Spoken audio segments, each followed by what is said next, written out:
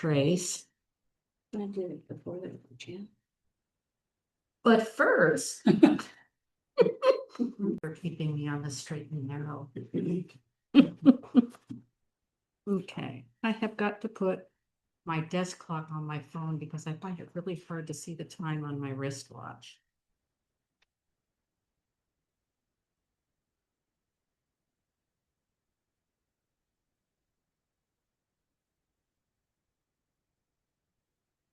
It's a very cool thing because it's really, really big. So.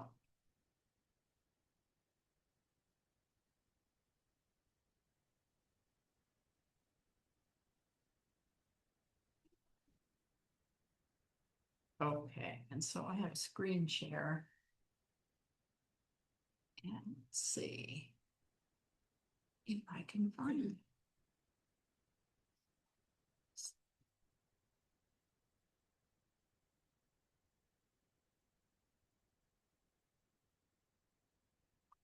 Okay, that's weird.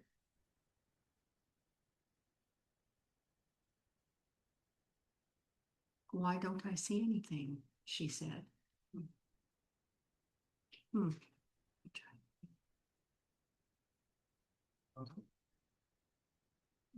It was just a window I had open and I did the whole to duty, but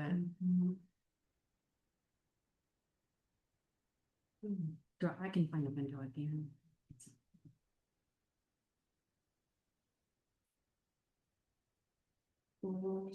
Not. Well, that's sneaky. How did I do it though? It wasn't in photo. That means you. Oh, I know where it is. I'm sorry, you guys. Technologically, I'm very scared.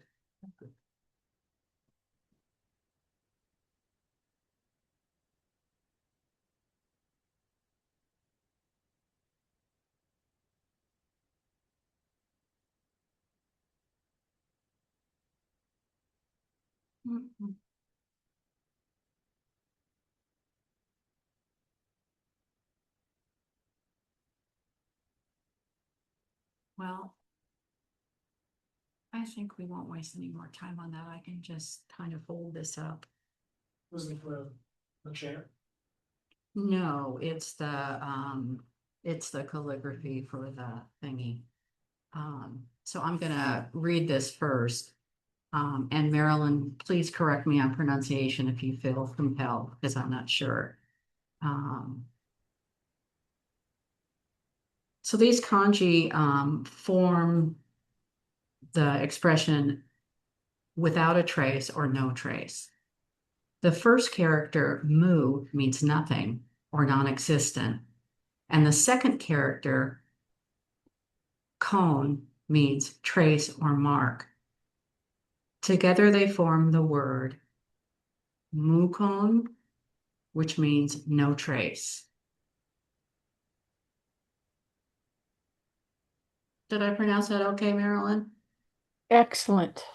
Thank you. I was going to call you before and ask you, but I forgot.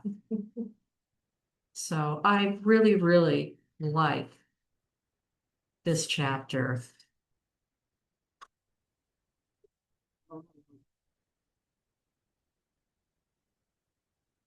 Do you need more light? Hmm? Do you need more light? It just needs to be more organized. So the idea of leaving no trace is that as we're out in the world practicing, our vow is to save all beings, to help people, to do no harm. But an important part of that is not leaving any trace. And there's a really kind of a cool analogy that apparently is part of the Zen tradition, but I didn't know it. But it's that when turtles walk, their tails swing back and forth, and so it sweeps away their footprints. And this image suggests not leaving a trail of debris behind us when we walk from one place to another. And the kind of, when we say debris or trace, we're talking about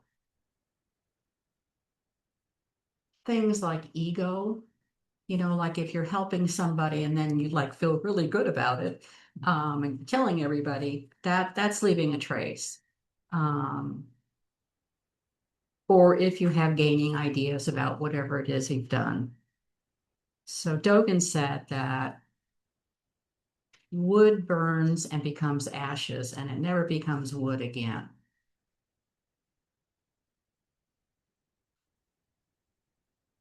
So leaving no traces is not so much about frugality or gratitude, but it's an attitude of reverence and tender care towards all animate and inanimate things. In terms of our relationships with other people, we can reflect on the things we say by asking ourselves, what kind of trace am I leaving in this conversation by the comments I've made? And I find this particularly challenging. With our internal processes, we can ask, what kind of trace am I leaving in my mind due to the moods I picked up or the attitudes, views, or perspectives I'm holding? Instead of leaving behind the debris of our mental, spoken, and bodily actions, we can cultivate an attitude of leaving no trace. Another image that describes this is the idea of an enlightened being is a bird that leaves no trace in the air as it flies, or a fish in the ocean that leaves no trace in the sea as it swims.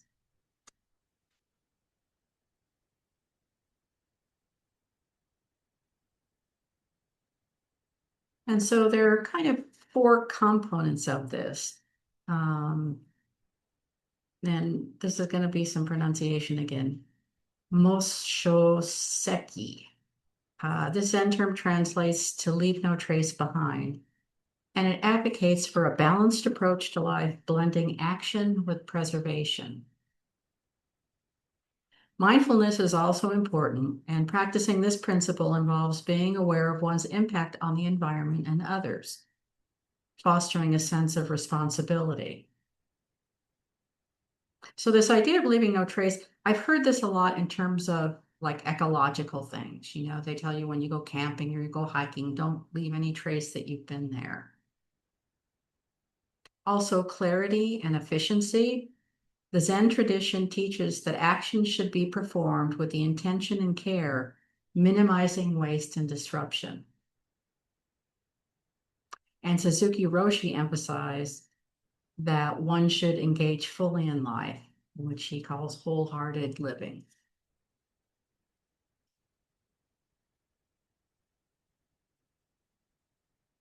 I feel like I could read you guys this whole thing. It's not that long, but there's just so much in it. It was hard to really pick out things. So it begins with no trace. When you do something, you should burn yourself completely, like a good bonfire, leaving no trace of yourself. When we do something with a quite simple, clear mind, we have no notion or shadows, and our activity is strong and straightforward. But when we do something with a complicated mind in relation to other things or people or society, our activity becomes very complex. Most people have a double or triple notion in one activity. There is a saying, to catch two birds with one stone. That is what people usually try to do. Because they want to catch too many birds, they find it difficult to be concentrated on one activity, and they may end up not catching any birds at all. That kind of thinking always leaves its shadow on their activity. The shadow is not actually the thinking itself. Of course, it is often necessary to think or prepare before we act, but right thinking does not leave any shadow. Thinking which leaves traces comes out of your relative confused mind. Relative mind is the mind which sets itself in relation to other things, thus limiting itself. It is this small mind which creates gaining ideas and leaves traces of itself.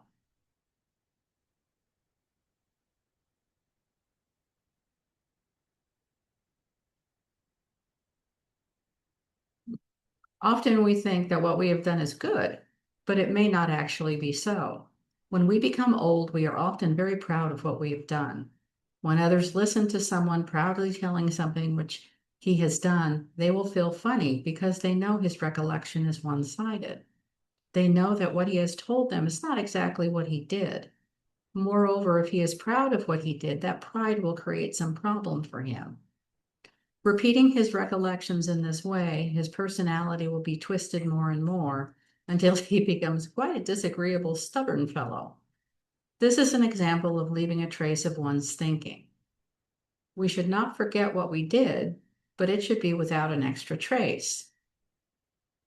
To leave a trace is not the same as to remember something.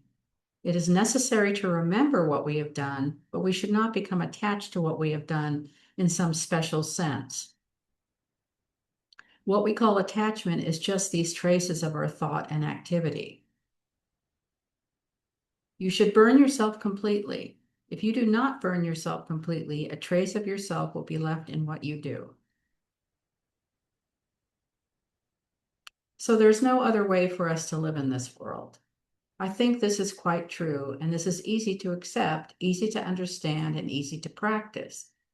If you compare the kind of life based on this practice with what is happening in this world or in human society, you will find out just how valuable the truth Buddha left us is. It's quite simple, and practice is quite simple. But even so, you should not ignore it. The more you understand culture, the more you will understand how true and how necessary this teaching is. Because of only criticizing your culture, you should devote, instead of only criticizing your culture, you should devote your mind and body to practicing this simple way. Then society and culture will grow out of you. The truth is always near at hand, within your reach. So this makes a lot of sense to me, but I got it confused with, just because of the environment I grew up in. My primary goal was to not be seen, to be invisible, and that's not the same thing as leaving no trace. So I had to kind of sort through that. Um, I was also raised with a pretty strong work ethic and the idea that you don't brag about yourself. You don't call attention to yourself. You don't tell people all the good things you've done. And if somebody notices something good and compliments you, then you just kind of write it off. You just kind of talk them out of it. Um, I've gotten over that. I find it's a little bit easier for me to be seen. It's a little bit easier for me to accept thanks when I've done something for the benefit of someone else. Um, and the work that I do with North Bay Rapid Response, when we're taking people into San Francisco for their ICE check-ins, um, my Spanish isn't great, but we try to have conversations. And, I've always thought it was really important to ask about them because unless they ask me something about myself, I don't really volunteer anything because I'm not the focus of the activity. I'm just there to provide support. And actually, you can provide support without even talking. So, and this notion of leaving no trace, I think, is so contrary to the values our culture has. Um, that I think some people actually might even kind of see it as an aberration, like, well, why would you want to leave no trace? Don't you want credit for a good thing that you did or, for somebody to know that you helped them? But that's kind of missing the point. So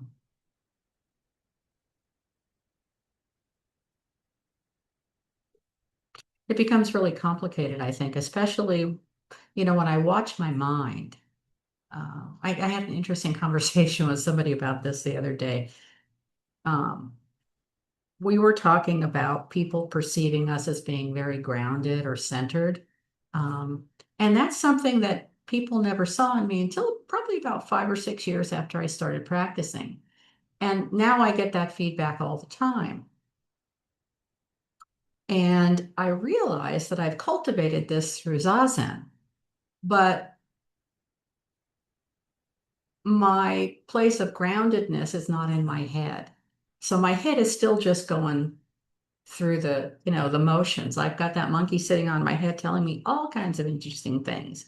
And I just, one of my teachers described it as, when you first start practicing, you're in a room with this really loud radio, and you can barely focus. And as you practice more and more and cultivate that groundedness, the radio volume gets lower and lower. And at some point, and I think that's kind of where I am, it's just kind of distant. I still sort of hear it, but it's kind of distant. And unless I choose to focus on it, I'm generally able um, to kind of keep it to the side um, and not have a lot of judgment about the things I think, because I think, for me anyway, the things I think so often are just like a regurgitation of some cultural value that I've seen somewhere or something I've heard on TV or I've read, and they're not really my feelings. They're just these loops in my head. So I'm looking at the clock and realizing once again, I never talk long enough. It's like it's 10 of, and I don't know what the hell we're going to do for the rest of the time. Oh, I don't know.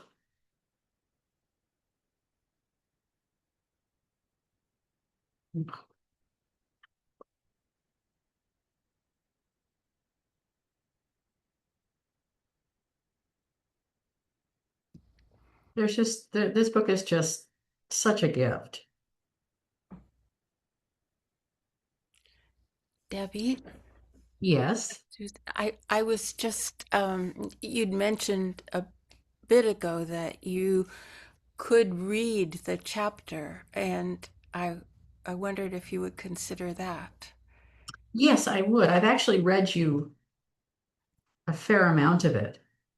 I'd be happy to read it in its entirety. I also have a really fabulous poem that I found somewhere. So if no one has any objections, it's story time. Okay. No trace. When you do something, you should burn yourself completely, like a good bonfire, leaving no trace of yourself. When we practice Zazen, our mind is calm and quite simple. But usually our mind is very busy and complicated, and it is difficult to be concentrated on what we are doing. This is because when we act, we think. This thinking leaves some trace. Our activity is shadowed by some preconceived idea. The thinking not only leaves some trace or shadow, but also gives us many other notions about our other activities and things. These traces and notions make our minds very complicated. When we do something with a quiet, simple, clear mind, we have no notion or shadows, and our activity is strong and straightforward. But when we do something with a complicated mind in relation to other things, or people, or society, our activity becomes very complex.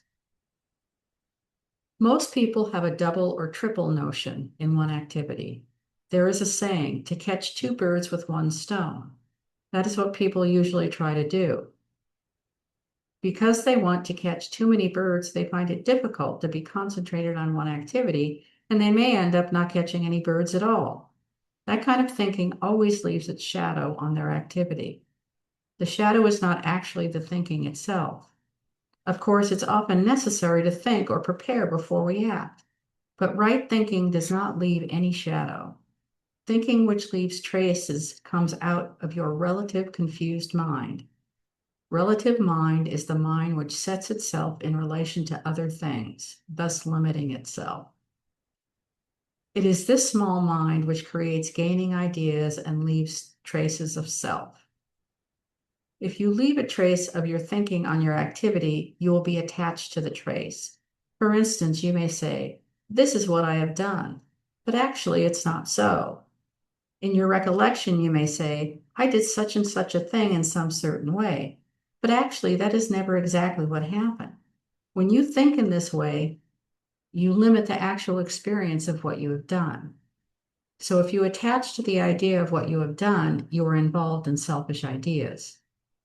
Often we think what we have done is good, but it may not actually be so.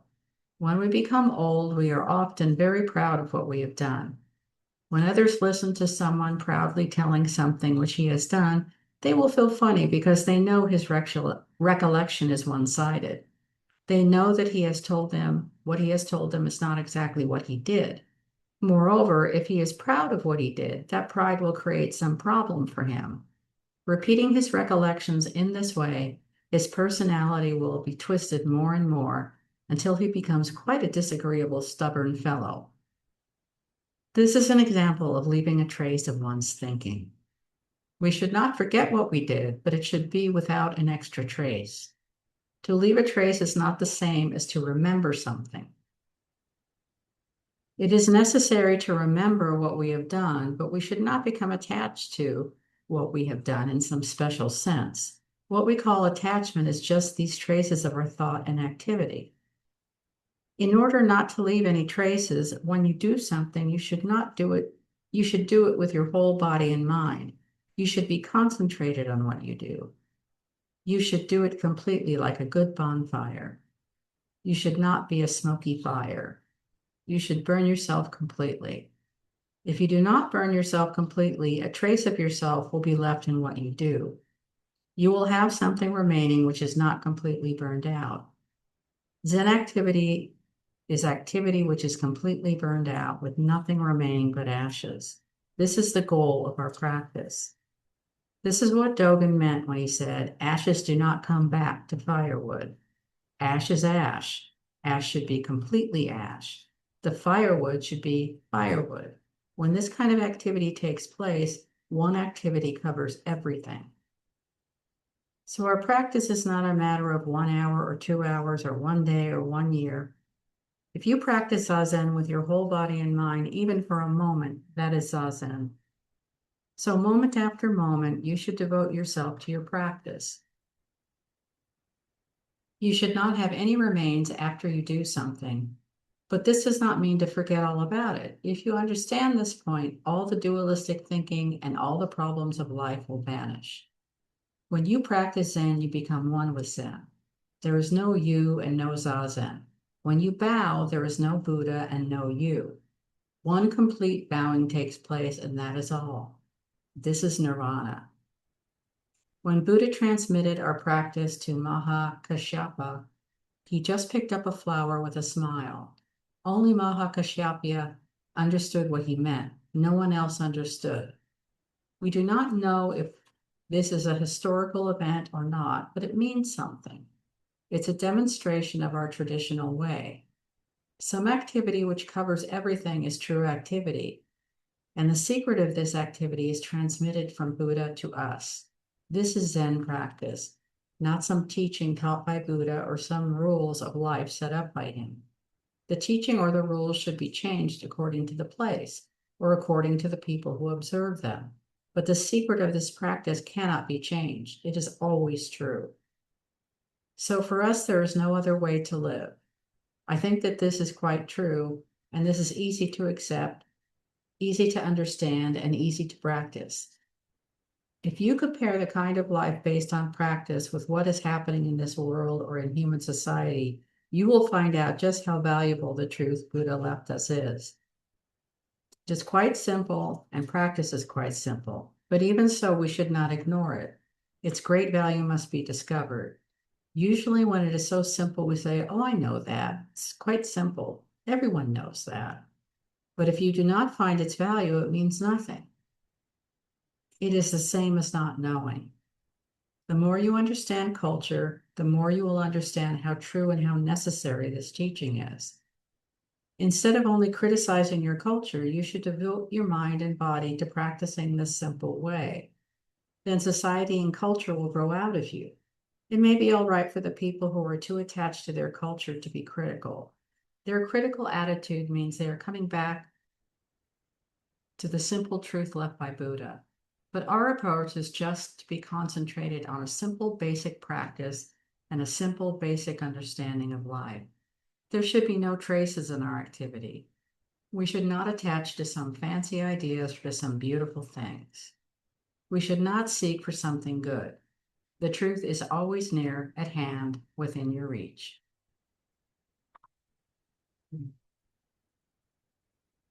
I don't know why, but I feel compelled to put out the little 3-section mats and let you all have a snack.